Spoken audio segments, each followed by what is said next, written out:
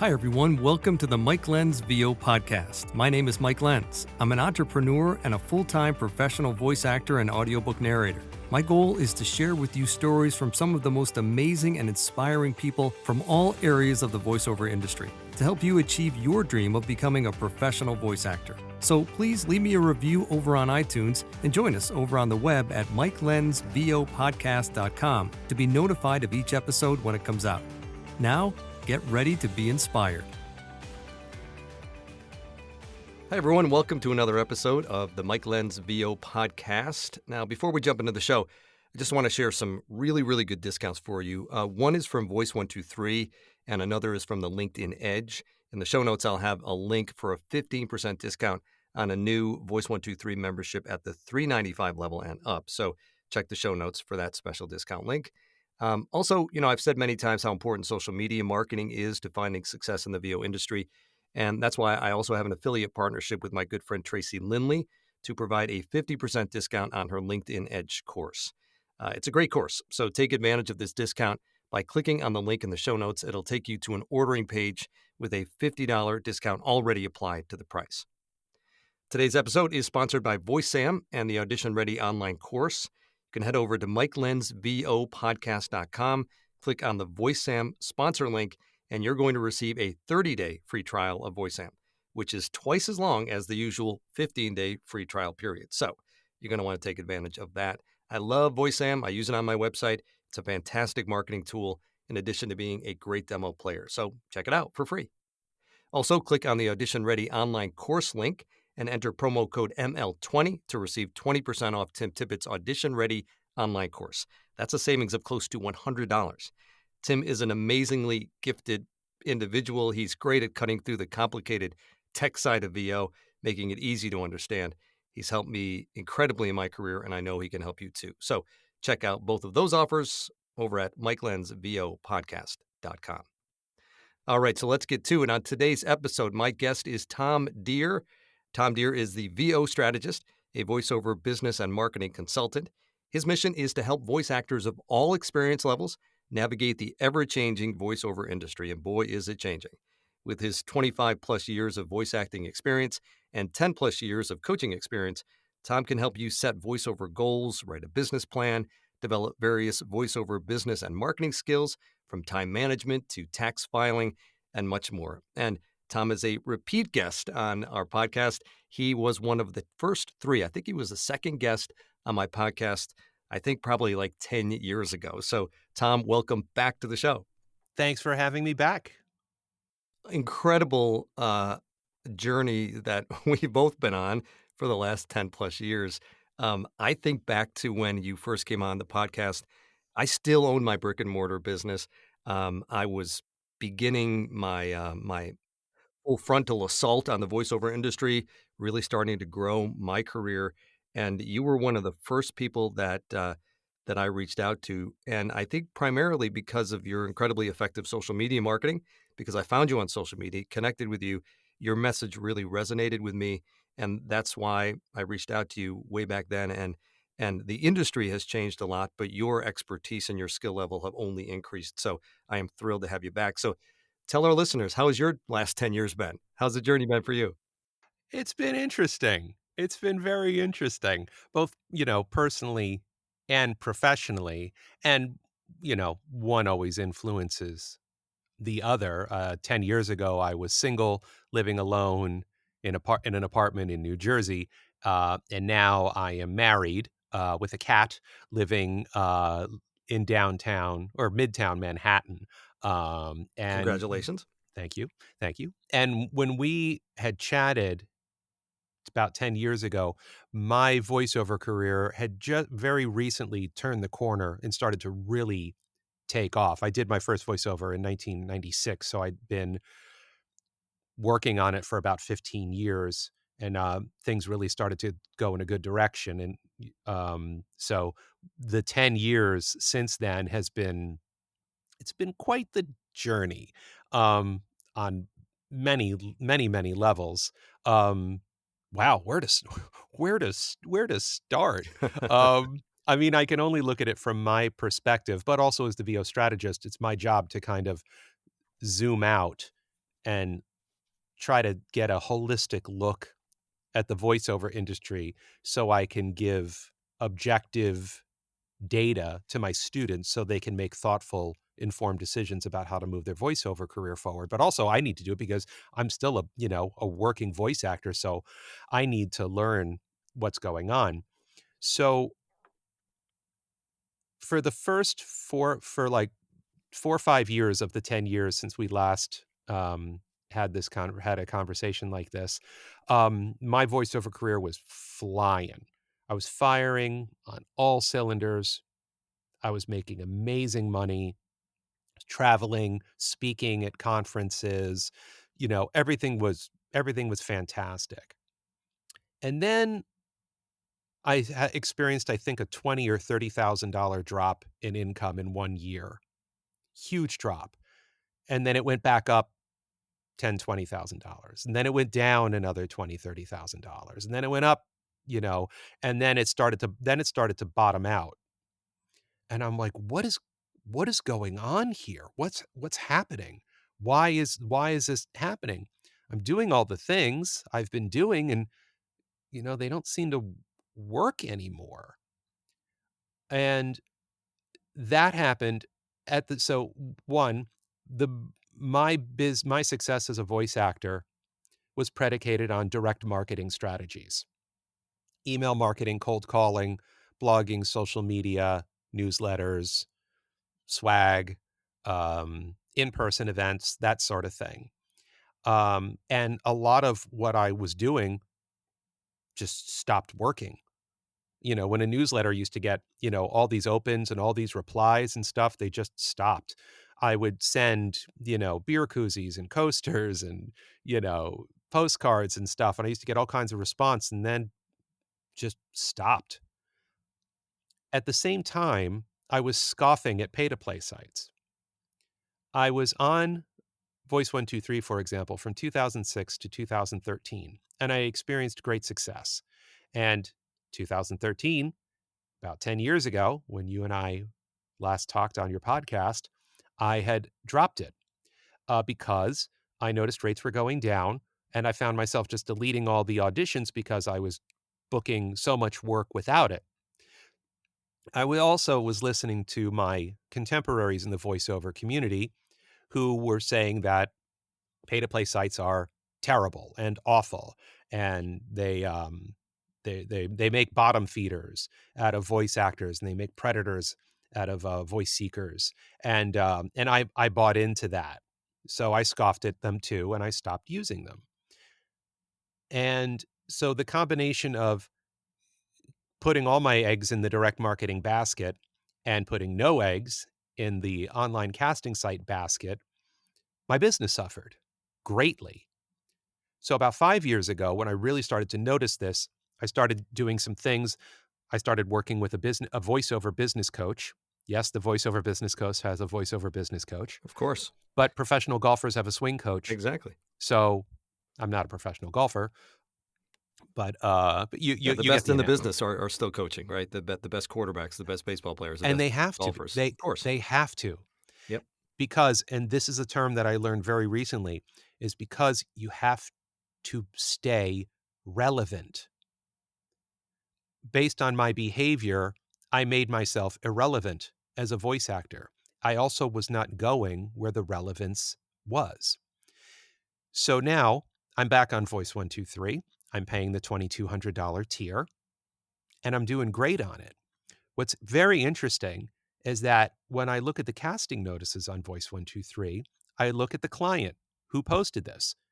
You would be shocked at the amount of times that I have seen a production company that I used to work with through direct marketing who will not take my calls anymore, who are posting their casting notices on Voice123.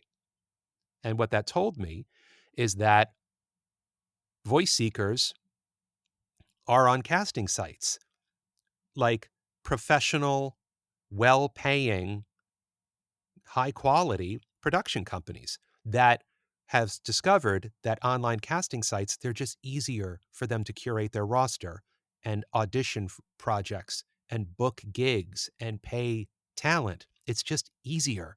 Well, And it streamlines things for them, right? it It streamlines streamlines the things for them. process for them. No Yes, it's question more about it. efficient. It's more Hmm. efficient for them. And I willfully ignored it, and my business suffered. Hmm. So, Mike, I don't make as much money as I used to. I make more than I did 5 years ago. My voice, about 5 years ago when my income bottomed out, every year since then, my income has been going back up. But that's because I have re-examined my voiceover career and the way I think about the voiceover business and the way that I look at the voiceover business. Because I didn't all of a sudden get less talented. My work ethic didn't drop, you know. I didn't all of a sudden suck at Adobe Audition or taking direction. It's because I ignored what was really going on in the voiceover industry. Well, and Eh, you have to, I'm sorry to interrupt, but Yo, you have to, it's like the watering hole theory, right? So you've got to go to the watering hole. You've got to go where people are going to get their talent. And I think similarly, I did almost the same thing with Voice 123, where I ended up dropping down to a free membership about 3 years ago because um, I was very, very busy in the audiobook world and working with other clients, and my inbox was filling up with Voice 123 auditions.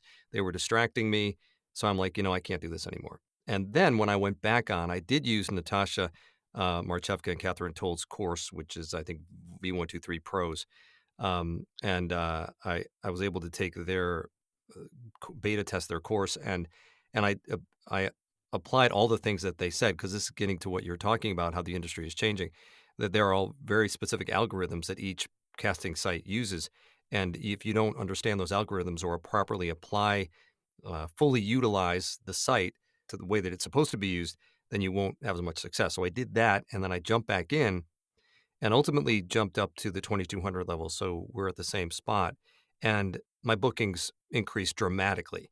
The combination of, they call it pay to play for a reason, combination of paying a little bit more to get some of these castings sooner, and also taking the course with Catherine and Natasha to help me understand the algorithm a little bit better, or at least they understood it and they told me what to do to help me show up more effectively on that particular platform. So very similar in terms of what I saw with my commitment to Voice 123 under those conditions. yeah, it's interesting because there's a strata of voice actors who say, "Oh, I'll never pay for an audition. That's Hmm. unethical." And I thought about that, and I heard multiple voice actors, older voice actors saying that, and then I thought about it. 25 years ago, if you told me that I would have to pay to see a New York Yankees game on television, I would have said, "You're out of your mind."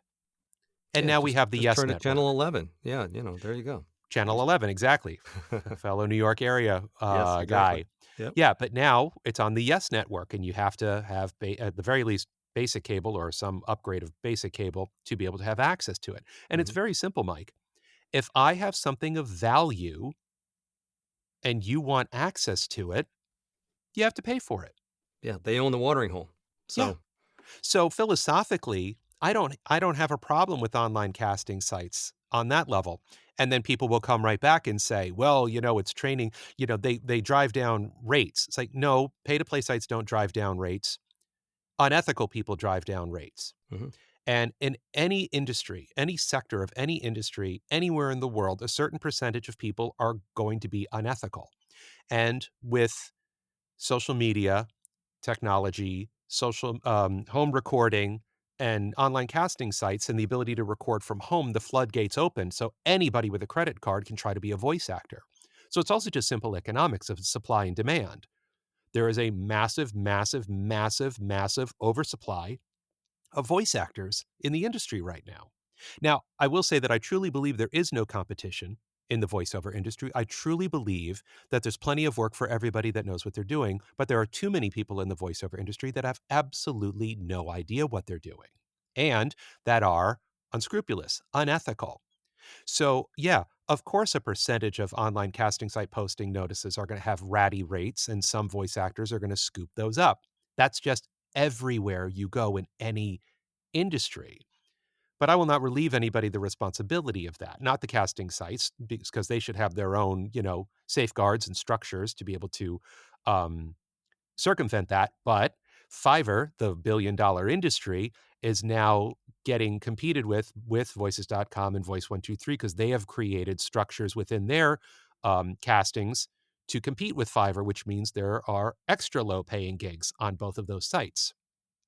And no matter what you do, there's going to be some people who will not pay you a decent rate for the gig. And that means you just shop somewhere else. So I don't buy that. I don't buy any of that stuff. If you are an ethical person, you will comport yourself ethically. If you're not, you won't. And technology or any other thing is not going to get in the way of you being ethical or unethical. They're like guns, fire, or polka music. It's not what they are. It's how you use them that makes them an instrument of good or evil. That's a great analogy. Absolutely. And there are parameters on all of these sites. Right now, I am exclusively on Voice123, but I have been on Bidalgo as well, and a couple of others in the past. But you get to choose what you're going to audition for. Your inbox will fill up with auditions no matter what limit you put on it. So you can put a limit saying, I'm not going to audition for anything below $350. Your inbox will still be full of auditions for things that are more than $350. It'll also be full of projects for $50 if, in fact, you put that limit in. So there, as you said earlier, there's still plenty of work to be had, and you get to determine yourself what it is that you're going to audition for. Yeah, you have to pay to be on. Yeah, the more you pay, the more you play. But unfortunately, or fortunately, depending on how you look at it, they are the place where people are going to find talent. And if you want to be found, in most cases, you want to be there. Now, there are plenty of voice actors that we both know that don't use casting sites and do quite well for themselves. But I wouldn't fault anybody for being on a casting site, and it's something that's been a pretty important part of my revenue stream. So I'm okay with that. Me too. So listen, I want to take a very, very quick break for a word from our sponsor, and then we'll come right back in a couple of minutes. We got to dive into some deep stuff and how this industry is really, really changing. So everybody hang tight. We'll be back in about 2 minutes. Bob Merkel here with a special offer for VoiceAm. Sign up for VoiceAm using promo code MikeLens, and you'll get a 30-day free trial. VoiceAm's player is easy to customize and embed. Your buyers can play full demos or just the reads inside. Plus, both are downloadable, and you'll be presenting demos like a pro. Our players are designed to keep buyers listening, and that means you're getting heard and getting hired. Join the ZAM fam now and be sure to use the promo code MikeLens. Hey, everybody. Welcome back to the show. I'm here with my good friend and a former podcast guest, Tom Dheere, talking about how the industry has changed for both of us and just overall in the last 10 years since we last talked on the podcast. So, Tom, let's dive into a subject that is getting a ton of attention these days all over the place at all levels, and it is now, has been for a while and is now rearing its head in the voiceover world, and that is artificial intelligence and AI. Let's just start with your thoughts in general on this whole AI phenomenon. AI is a disruptive force in the voiceover industry, just like pay-to-plays were 10 years ago. The light bulb disrupted the candle-making industry over 100 years ago. And nobody cared about the candle makers except the candle makers. So when the light bulb came around, the candle makers had a choice. They could go to Congress to try to outlaw light bulbs, or they could go la, la, la, la, la, la, la, and pretend that light bulbs don't exist. Or they can make some adjustments to their business model to accommodate light bulbs, maybe adjust their marketing strategies, or they could turn their candle making factory into a light bulb making factory. In other words, you can fight it, you can ignore it, you can adapt to it, or you can embrace it. AI is the latest disruptive force in the voiceover industry. And the question that every voice actor has to ask themselves is, what am I going to do about this? Now, depending on where you are in the voiceover industry will have a huge effect on what you do about it. But what is the it? Artificial intelligence, AIs don't create anything. They aggregate. They are not inherently creative. They're just taking existing stuff and mashing it together and putting something out there, which it makes it inherently unartistic or inartistic, not artistic. But Either one, I think, is one of those words, appropriate. you know. Um, and will AIs replace all voice actors? No. Will AI replace some voice actors? It already has, and it will replace some more. The question is, are you, the royal you who is listening to this podcast, are you a better storyteller than an AI? Now, if you say, well, inherently I am because I'm human and an AI is not, that may be true, but does it matter to the listener? So when I talk to my students, I say your job right now is to be a better storyteller than an AI as quickly as you can. Because in a few years, nobody knows how many years, a lot of the entry-level voiceover work, the $5 Fiverr gigs, the low no budget voice123voice.com gigs, the very low budget Upwork gigs, I think a lot of that stuff is just going to go away. So it'll be much more difficult to onboard into the voiceover industry. So you need to get good now. And who knows how long it will be before the majority of voice actors, people or aspiring voice actors try to get into the industry, will have any chance of getting into the industry. I will tell you this, Mike, those who have true acting training, theater training, on-camera training, improv training, and then work with a professional genre coach and demo producer, they will have a much better chance than anybody else. Is that fair? I don't know what fair is. We live in a capitalist society. Capitalism, by definition, is not fair. You know what I mean? Yep. But it's like, if you have the talent, if you have the training, if you have the self-discipline, then yeah, you'll still be able to get into the voiceover industry. But for more and more people, they're just not. And is that a good thing or a bad thing? I think it's just a thing. Yeah, I remember I spoke at a learning conference several years ago, and the topic was the role of the voice actor in the e-learning world. And a lot of people came to the talk, and it wasn't at a voiceover conference; it was at a learning conference. So there was a lot of Fortune 500 companies there, and I had no idea who was going to show up for the talk. But I had two sessions; they were both full.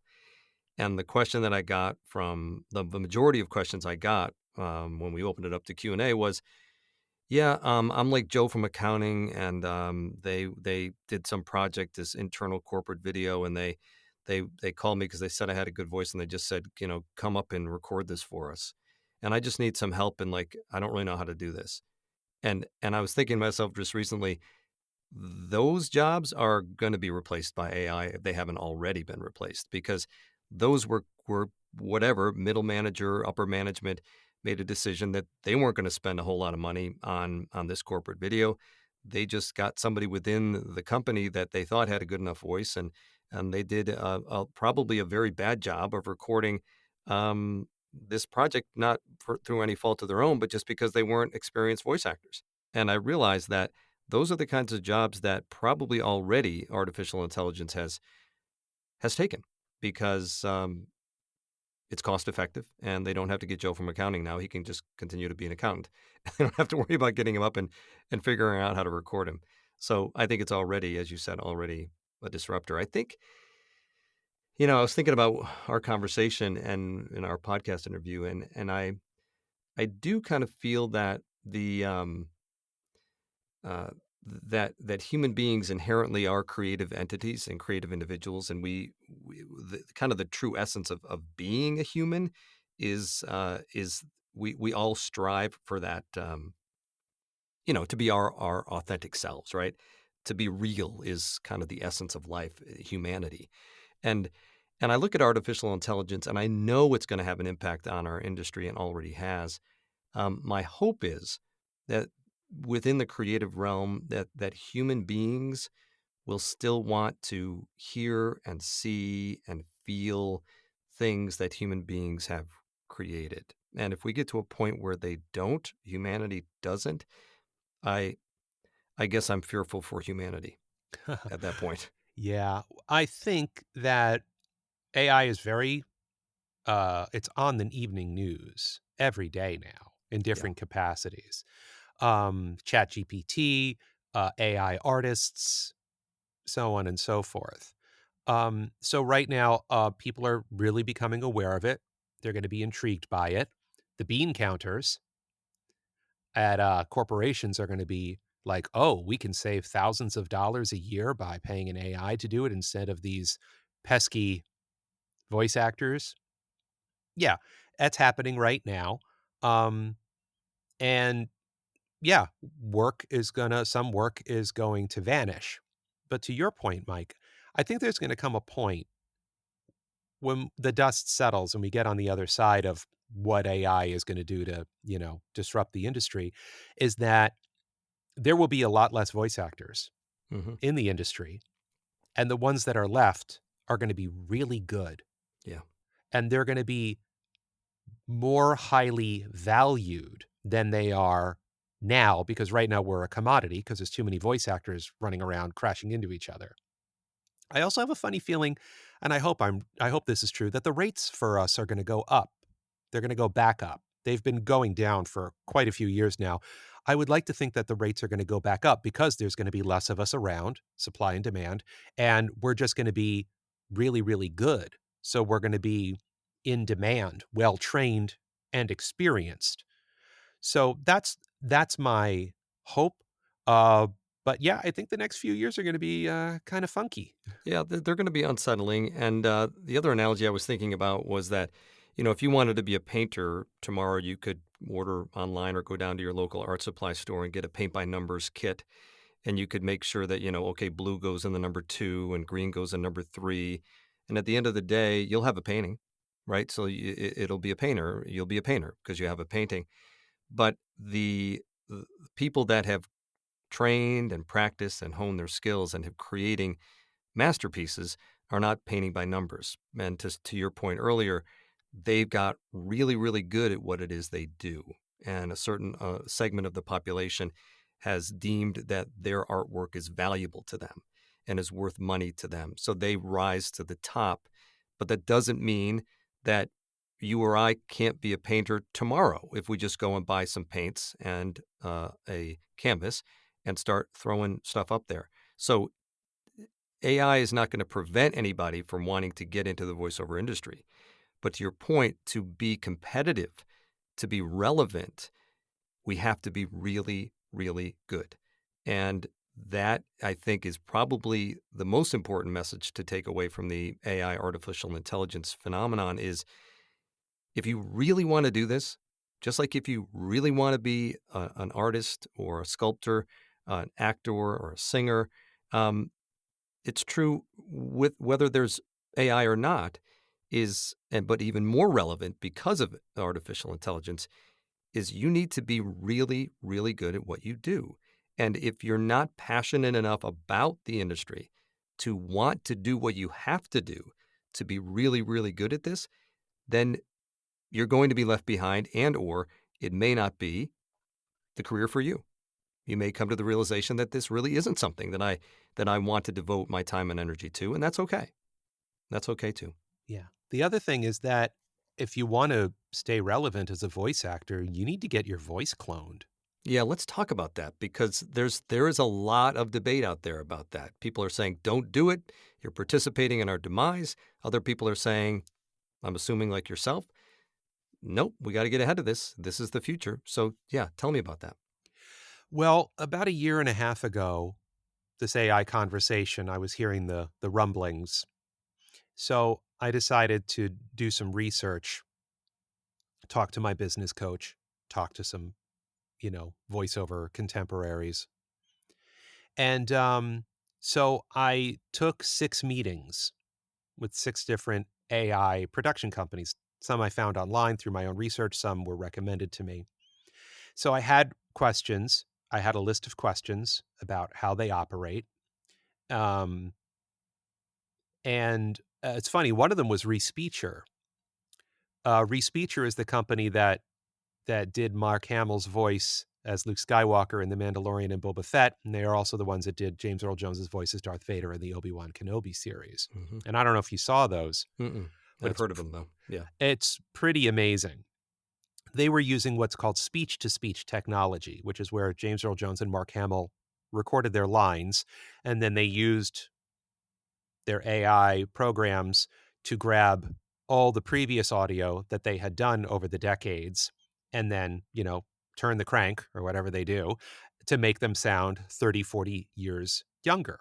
Mm-hmm. And to great effect. It was amazing. What a lot of was going on in most of these AI production companies is called text to speech, which is where you take typed copy and you feed it into the system, and then the AI stitches together the phonemes to create a word, as opposed to taking a word that Mark Hamill already said and modifying it to make him sound 30 years younger. Mm-hmm. Text to speech, for the most part, does not sound as good as speech to speech. But I had a great conversation with Respeecher, the owner of it, and 5 other companies, asked my questions. They all sent me their contracts. I sent all of their contracts to our good friend Rob Siglampaglia and paid him to review all the contracts and let me know what he thought of them. And some of them, he said, these are great. Others, he said, they need to make these adjustments to make it doable. And some of the others, he said, oh, no, run, don't look back. So as a result of that, I picked one, and they cloned my voice. I can't say which one it was because I'm currently under a non-disclosure agreement. So my synthesized voice is anonymous. He has a different name and is running around the internet talking for money. But I can tell you about the process. Let They me had let me me. ask you a question, though. Interrupt before that. Did you Sure. have to pay them to create your voice, or did they pay you to create your AI voice, and you became part of their roster? They paid me to do it. There are some companies where you don't get paid. There's some that you get paid. There's some that you don't get paid. And there's some where you have to pay them. Mm-hmm. There's a bunch of different AI voice companies out there. It's the Wild West.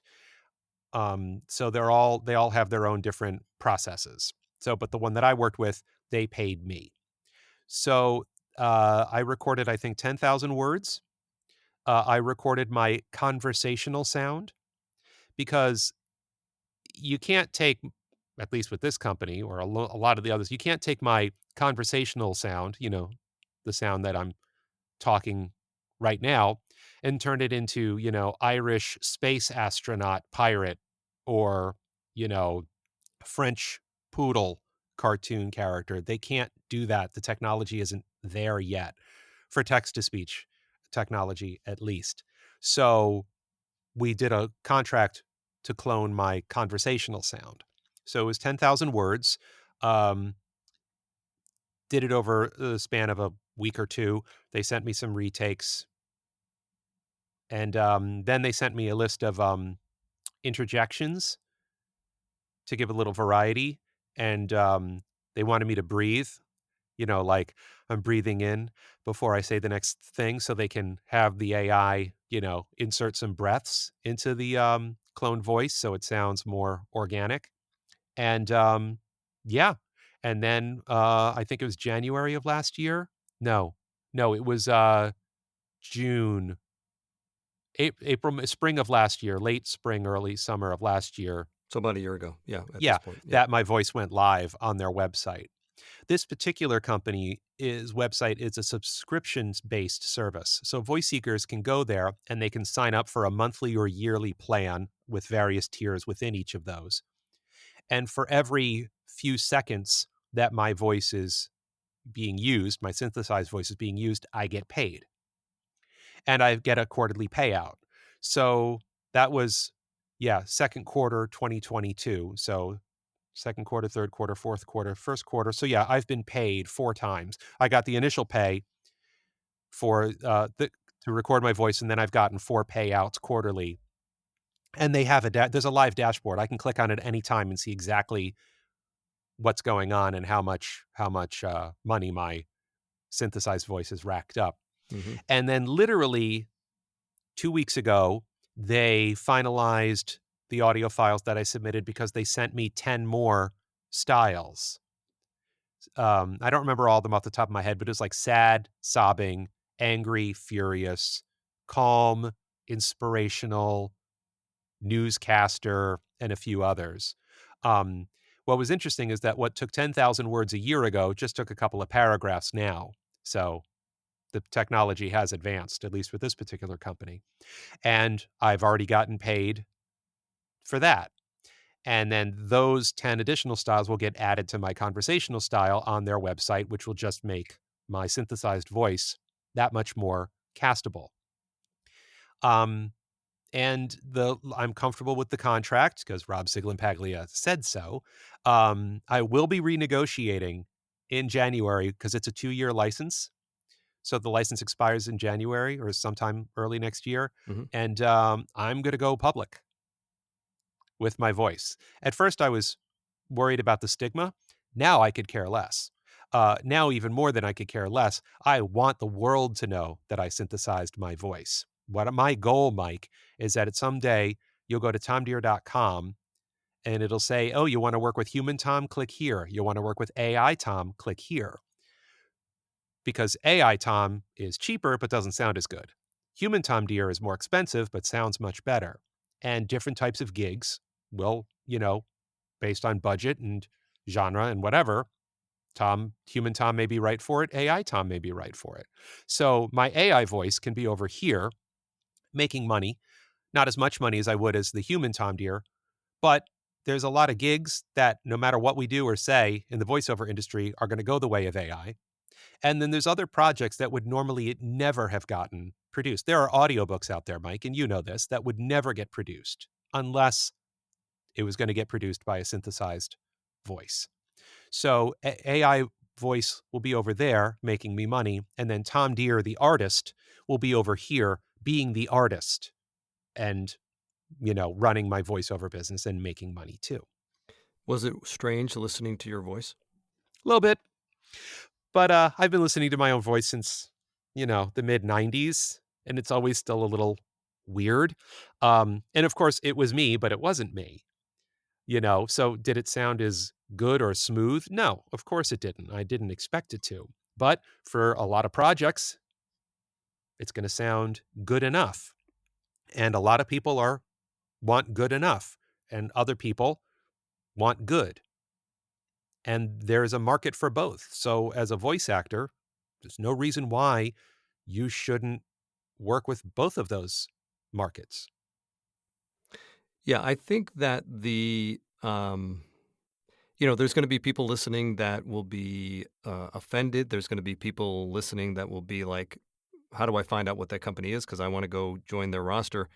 Um, and I think that's good because I think the industry as a whole has to have this conversation. I think the least best option is to stick our heads in the sand and pretend that it's going to go away because it isn't. It's here and it's going to continue to be a part of the industry. My own gut feeling is that, going back to what you said earlier, is that this is going to filter out a segment of the VO population that has been surviving and working on sites like Fiverr and Upworks.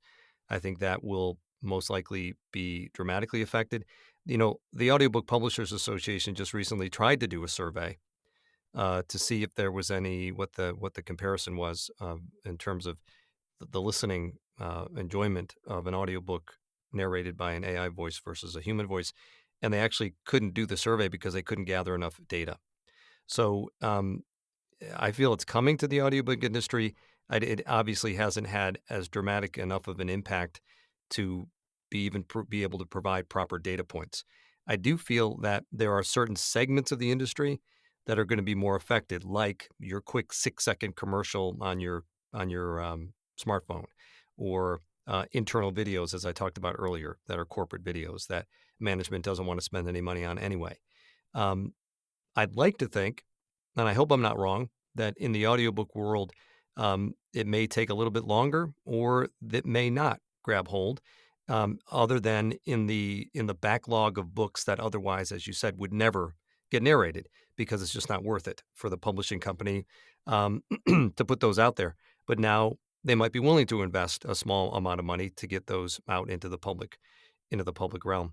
So at the end of the day, I think that there is, or my hope is that there is that humanity, as I said earlier, um, we have an appreciation for things that are real. Just using food, for example, and maybe this isn't a perfect example, but, we have backyard chickens and our chickens spend all day eating worms and bugs and all kinds of wonderful things. And the eggs that that they produce for us are twice as big as the eggs we can get from a store-bought carton, and they're more delicious. And we can see the difference. We can taste the difference. There's you can go out tomorrow and buy all the processed food you want, but when you eat something that has been prepared, was just picked from the ground and grown, a fresh strawberry grown in your backyard versus a processed strawberry that's been all over the world, you can taste the difference. And human beings are programmed to be able to understand and appreciate things that are real. So I hope that from in the creative arts, that humanity will continue to long for that and desire it. And at the end of the day, they're going to be the judge and jury, because they're going to make the decision about whether or not this is okay for them, especially in the audiobook world where I spend a lot of my time.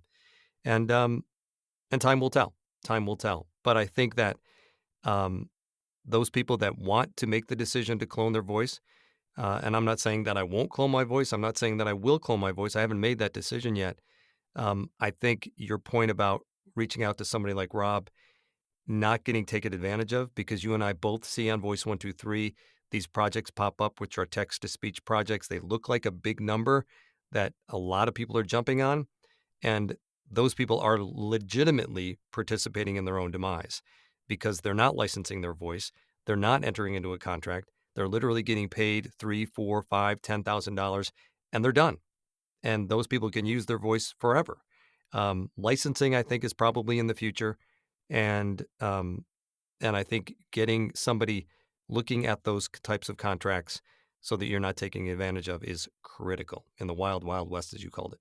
I think licensing is in the present. By the way, the food analogy was excellent. Well done. Now I want to eat a bowl of strawberries. I know. But if you think about it, all voice actors have always been licensing their voice. The usage fee, in effect, is a licensing agreement. Mm-hmm. You are paying me to use these audio files that I recorded for a certain period of time in front of a certain audience. And then when that time is up, you can't use it anymore. If you want to use it again, you got to pay me again. So in principally, it's exactly the same. And voice actors that are not aware of how usage works or don't care, they just want the money in the short term, are going to get boned. Mm-hmm. And the voice actors who are going to do this text-to-speech project and aren't aware of how licensing works or intellectual property or how to protect their voice from conflicts and whatever, they're going to get boned. People have been gotten boned. People will get boned. It's just a matter of understanding the voiceover industry, how it works, why it works, and how to outsource to lawyers. You need them. We need them. And you need to be able to have a budget to pay a Rob Siglampaglia, because the amount of money that you could lose by ruining your voiceover career because of one casting notice is obviously going to be far more than any fee that you'd pay Rob to review a contract to make sure that your voice and your livelihood is protected. Yeah, no question. No question about it. I mean, you and I have seen so many changes in the industry just in the last 10 years, and this is the latest. It's an industry, like most industries, that is evolving constantly. And if you're not up on that evolution, you're not paying attention and you're not thinking ahead. I spent 30 years in the pharmacy industry, and I watched my father owned a pharmacy when I was growing up. And I remember my father coming home the first day saying, somebody brought in a card and they said that like some insurance company was going to pay for their prescription. And I remember that. And now it is literally so ubiquitous that certainly children born in this generation have no idea that it ever was anything different than that. So I saw the evolution of the pharmacy industry, and I remember at every step of the way, I had to evolve as a business owner, and our pharmacy took on so many different machinations and manifestations, because I had to stay ahead of the curve. I could see it coming, and I had to make a decision. I might not like the way the industry was moving, but if I wanted to stay in the industry and stay relevant in this pharmacy and pharmaceutical industry, I had to change. And those people that didn't change, they went out of business, literally. Independent pharmacies, there used to be 5 independent pharmacies in our downtown where I live. There's now 0. So the industry changes. You change or you die. And I think this is just another um, example of change occurring in our industry. We have to stay ahead of it, and everybody has to make their own decision about how they're going to alter their course and stay in the industry or not. Some people make a decision, as I said, to this isn't something I want to be part of, then I'm going to move on and out of the industry, and everybody's entitled to do that. And just like with pay-to-plays, I'm not going to criticize or fault anybody that makes a decision that they're going to embrace AI and clone their voice, because each of us as individuals has to make our own decision. And faulting other people, getting into arguments you and I talked about before we started recording about something completely separate, but a conversation that just blew up on social media, and really hurt the person that got involved in that. It's not constructive. It doesn't help any of us. We need to have conversations like you and I are having right now. Yeah, it's our job to contribute to the culture of our industry in as positive a manner as possible. Whether it's online or on a podcast like this or, person to person at a networking event or a conference, we're all responsible for the culture of the voiceover industry. And we need to take that seriously and do everything that we can to, set each other up for success, which by extension will set ourselves up for success. And conversations like this about what is going on in the voiceover industry and what we can do to uplift everybody it's really important. No question about it. So before we wrap up, there's a couple of things I want to talk about. Unless you had any other thoughts on the AI world that I didn't ask you about. Um, Matrix, Terminator had a baby, and they're here to take your jobs. I'm just kidding. I don't know. It's just like it's another tool. Yeah, And a lot of voice actors are perceiving it as a weapon. So, do you want to be a craftsman or do you want to be a victim? right. Yeah, that's a good perspective. Tell us about the VO strategist. What do you do in Yeah. that world? Well, I started coaching over 10 years ago, and I think I first called it the Good Karma Network. And it's had a couple permutations, but a while back, at least 7, 8 years ago, I came up with the branding VO strategist because I learned that if you want to get anywhere doing anything, you need a strategy, you need a plan. And it was also in a reaction to watching so many people kind of slam into the voiceover industry sideways without training, without a clue, without manners. Um, and kind of, messing things up for everybody else. So, as the VO strategist, what I do is I help voice actors of all experience levels, like you said at the beginning, navigate the voiceover industry. I work with people who haven't produced their first demo yet. I work with people who have been pursuing voiceovers or have been full time for decades, and everybody in between, because my job is to help you understand the voiceover industry as it is right now and what you need to do to set yourself up for success. Or if you're a veteran voice actor, or actually of any level, what you need to do to future proof your voiceover business. And I do that through a bunch of different ways. I have a video library where I've talked about dozens of different subjects: how to file your taxes as a voice actor, how to write a business plan, how to market yourself, understanding branding and how to market your demo, and time management, which is like one of the most popular ones, to doing mentorships. I have a bunch of mentorship students, and what it is they schedule check-in sessions with me, 30-minute check-ins. You can do it once a week, once a month, or twice a month. And we, you know, talk about what's going on in your voiceover business, and how are those homework assignments I assigned you, and what were your victories from last week, or what were your failures, what did you learn, how many times did you audition, um did you read this article, did you watch this video, what questions do you have. They often turn into therapy sessions. Yes, sometimes some crying happens in these sessions, because it's very frustrating to to jump into this industry that most people from the outside have absolutely no idea what it is. And all the things that you learned about the entertainment industry, marketing, success, all goes out the window. 99% of it does not apply when you actually decide you're going to do a boots on the ground voiceover business. So my job is to help, guide people through that. Obviously through my 25 plus years of knowledge, but also through my 25 plus years of failures. My most powerful tool, the thing that I have the most to offer, of the most value to everybody, is the fact that my voiceover business tanked for a little while. Mm-hmm.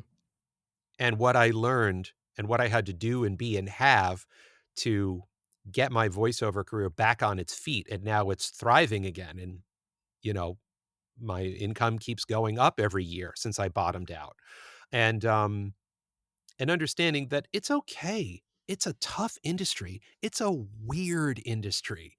It's okay. But I, as the VO strategist, am here to help you, navigate it, to help you see what the world is, to help you make a map of the voiceover industry and make sure that it maps the territory that is the voiceover industry, to use Stephen Covey's terms. Mm. Yeah, I love that. And I think, the adage, we learn more from our failures than we do from our successes, I think has been true in most of our creative lives. And I always use the example, Frank Sinatra was obviously on top of the world at one point, and then for his career just completely bottomed out to the point where he couldn't even fill up little lounge rooms. And he was calling different places trying to book gigs to pay the bills. And we think, what? Frank Sinatra? No, that never happened. But if you read some biographies of him, which I've read many, that happened to him in his career. And and a year or two later, he won the Academy Award, and all of a sudden he was back, and it was the great comeback.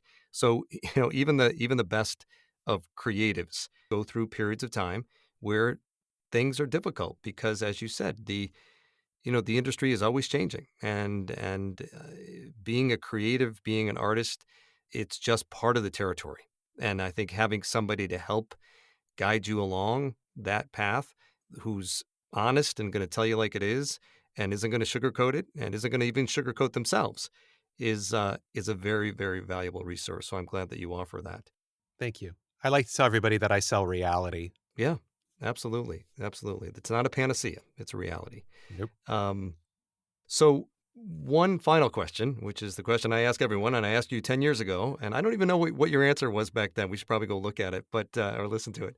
But if you had to give one single piece of advice to an aspiring voice actor, what would it be? Your job is to feed the algorithms.